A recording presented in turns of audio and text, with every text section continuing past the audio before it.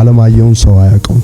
አለማየሁ ማን ነው የሚለው አልተጻፈም። akkam jirtu kabajamtoota hordoftoota chaanala keenya har'a sagantaa keenya irratti seenaa nama saba isaa jaalate garaadhaan tajaajilee fi aamileef cichoomina guddaan uummata Oromoo tajaajiluudhaan seenaa keessatti maqaan isaanii karaa guddaadhaan ka'u kabajamoo obbo Alamaayyoo Atoomsaa pirezidaantii mootummaa naannoo Oromiyaa isaan jalqabaa qopheessinee dhiyaannee jirra. Nu wajjin tura.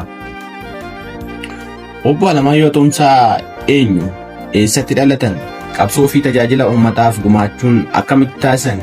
Akkaataa inni hojii fi amanamummaa isaaniitiin uummata biratti karaa guddaatiin mul'atu akkam ture? Akkamitti safarama? Turan wal'aansa barumsaa isaaniitiin cichoomina guddaadhaan keessa darban.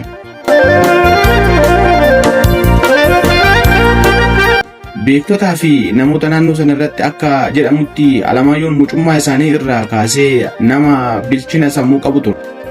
Callisaa kan yaadawwan gadi fageenyaan horatuu fi hiriyoota isaa keessatti amanamummaa guddaadhaan kan qabutu. Barumsa sadarkaa lammaffaa erga xumuranii booda barnoota isaanii sadarkaa olaanaatti ittuma fufan. Barnoota ogummaa seeraa fi akkasumas barnoota bulchiinsaaf qabeenya gaggeessituu siyaasaa Leader Public Administration irratti barnoota digirii jalqabaaf lammaffaa isaanii argatan. Barnoota isaanii keessatti beekumsa tasuma seera fi qabsoo siyaasaa bal'inaan horachuudhaaf socho'an. Haala kanaan sammuu isaanii beekumsa gabbisan.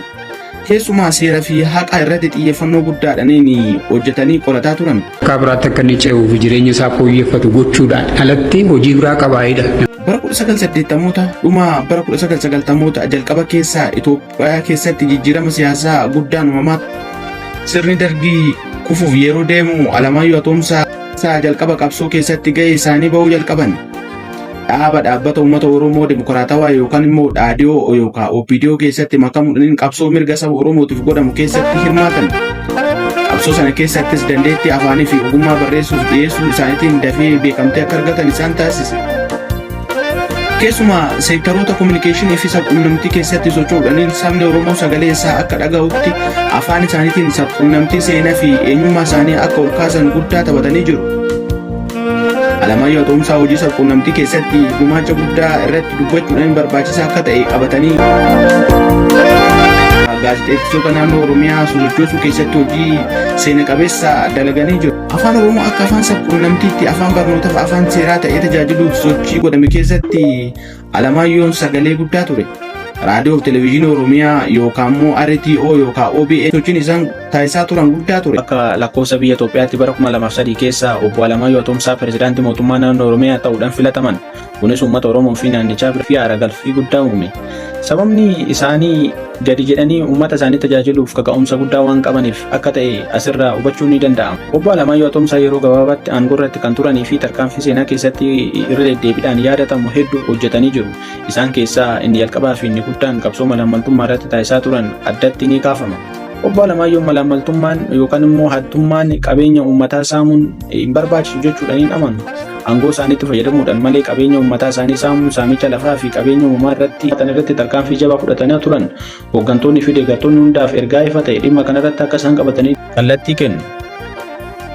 Seenaa hojii obbo Alamaayyoo keessatti inni kan biraa guddina magaalota Oromiyaa fi seera qabeessummaa lafaa mirkaneessuudha. Keessumaa magaalota Finfinnee marsanii jiran keessa saamichi lafaa gaggeeffamaa ture dhaabbachuu akka qabu amanu. Akkasumas bulchiinsa gaarii milkaneessuu fi tajaajila uummataa saffisiisuuf sabdaneessummaa uummata Oromoo ol guddisuu fi xiyyeeffannoo olaanaadhaan hojjetu. Keessattuu sabaa fi aadaa Oromoo daran akka ol guddatuu fi xiyyeeffannoo guddaadhaan bara isaan biyya kana bulchaa turan keessatti hojjetamaa ture jira. Garuu seenaa jireenyaa nama goota kanaa keessatti gufuun guddaan tokko. Innis dhukkuba qaama isaanii wajjin wal qabatudha.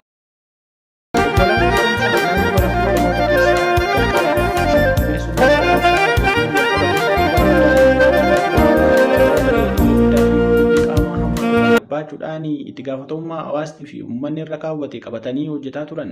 Hordoftoota sagantaa keenyaa obbo Alamaayyoo Atoomsaa nama rakkinaa fi dhukkubbii guddaa osoo isaan irra jiranuu hojii isaanii olaantummaan baachaa turanidha. Garuu dhukkubni isaanii guddachaa deemuudhaan hojii pirezidaantummaa itti gaafatamummaa guddaa kana akka isaan hin baanne gochaa ture. Bara 2014 akka lakkoofsa biyya alaatti yookaan immoo bara 2006 akka lakkoofsa Itoophiyaatti keessa obbo Alamaayyoo Atoomsaa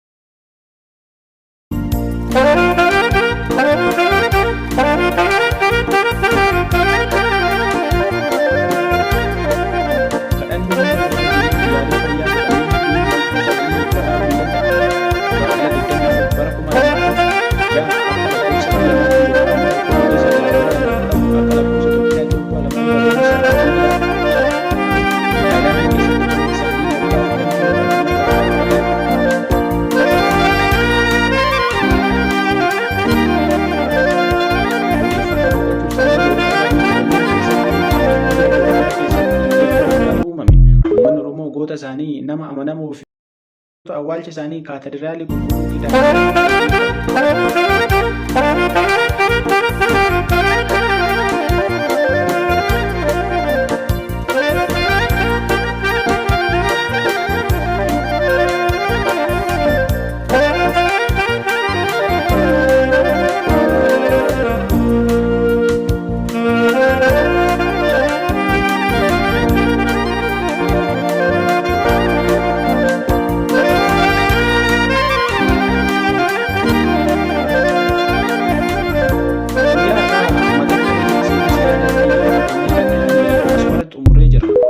mata duree biraatiin hanga deebinee wal arginutti yeroo gaarii isinaaf haa ta'u.